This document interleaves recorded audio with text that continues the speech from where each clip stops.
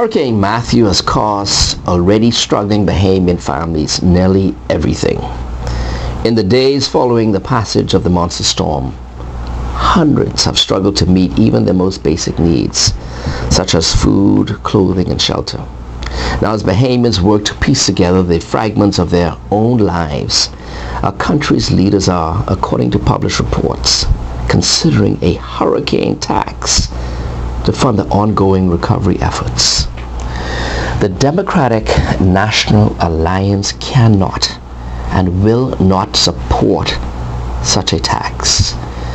Over the past 4 years in office, we the people of this country have watched as this Christie administration has overseen millions in government wastage, mismanagement, and reckless spending. Newspaper headlines have been littered with stories about theft and financial misappropriation of taxpayers' funds and resources, all of which have gone unpunished. While millions of dollars in cost overruns for Bahamas John Canoe Carnival have been dismissed as par for the cause by organizers of the event.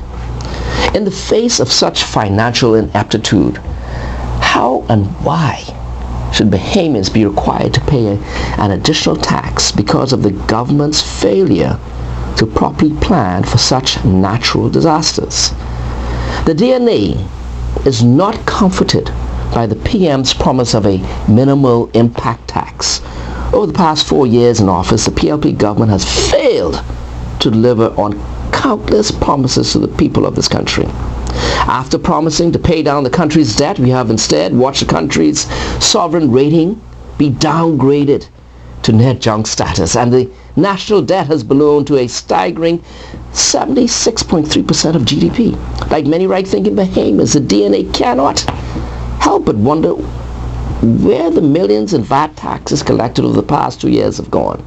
After bragging about the millions collected, the government has offered no details regarding how those monies have been spent and why they cannot be used to fund the current efforts.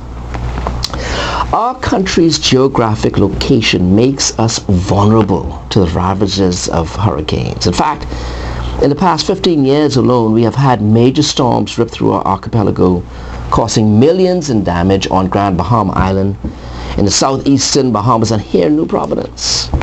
Hurricanes are not new. And by now, a responsible government would have planned properly for the possibility of a major storm, including ways to fund recovery and restore a sense of normalcy to its people.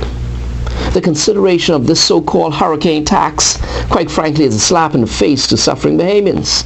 Not only is this position a departure from the Prime Minister's previously announced plans to create a $150 million hurricane reconstruction bond that will assist in the restoration efforts, but it further represents a lack of follow-through on the part of this administration, who promised, after the passage of Hurricane Joaquin, to implement the necessary changes to disaster legislation to ensure that recovery efforts could be properly funded. While Bahamians suffer, this government's response to this natural disaster continues to rub salt in the very fresh wounds left behind by Matthew. The DNA demands that this government go back to the drawing board, trim the fat, and reduce wastage in government so that Bahamians can receive the quality of assistance they deserve.